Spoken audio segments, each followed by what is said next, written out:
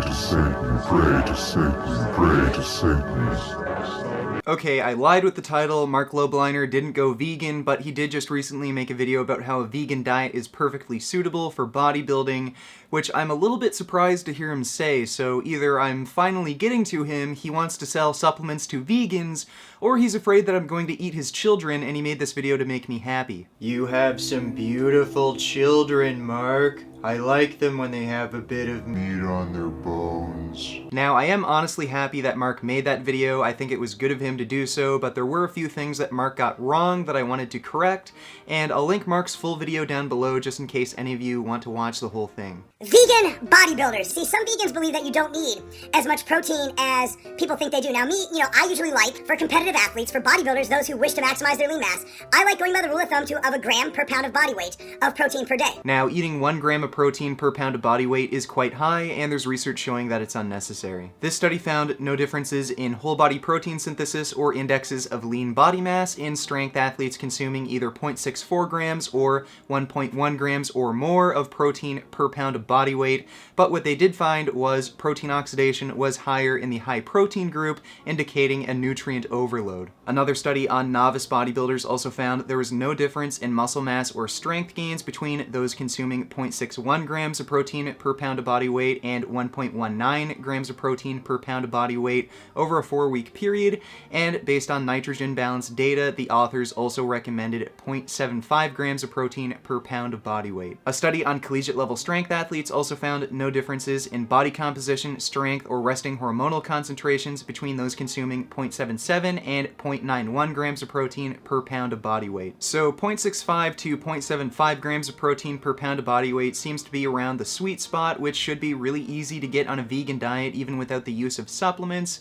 And Marc did mention that vegans should take a protein supplement in his video, and you all know my stance on supplements. I don't think they're useful, they're devoid of nutrition, and there is potential, especially with the soy-based protein and BCAA supplements, to increase IGF-1 levels, which could potentially increase cancer risk. You'd get much more of a benefit eating whole plant foods that include fiber and an assortment of vitamins and minerals rather than these processed protein supplements.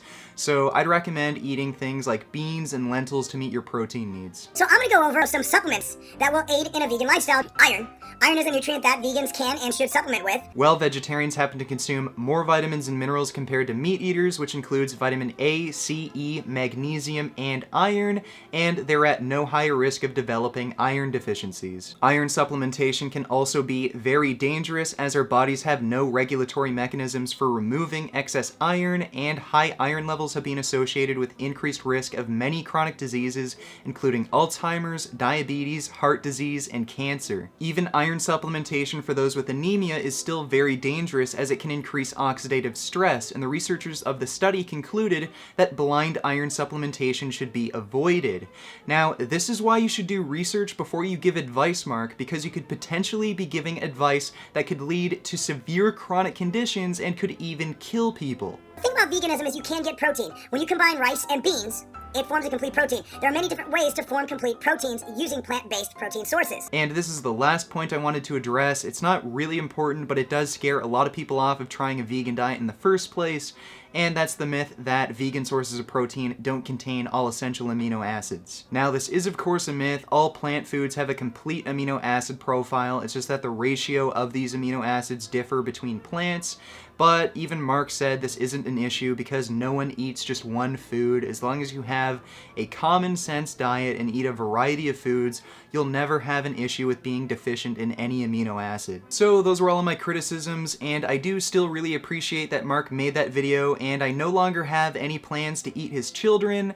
And now even Marc Lobliner is saying that you can build just as much muscle as a vegan, so none of you have any more excuses to not make some vegan gains. Beef. What a relief. When will this poisonous product cease? This is another public service announcement. You can believe it or you can doubt it. Let us begin now with the cow. The way it gets to your plate and how. Look at this fucking peak right here.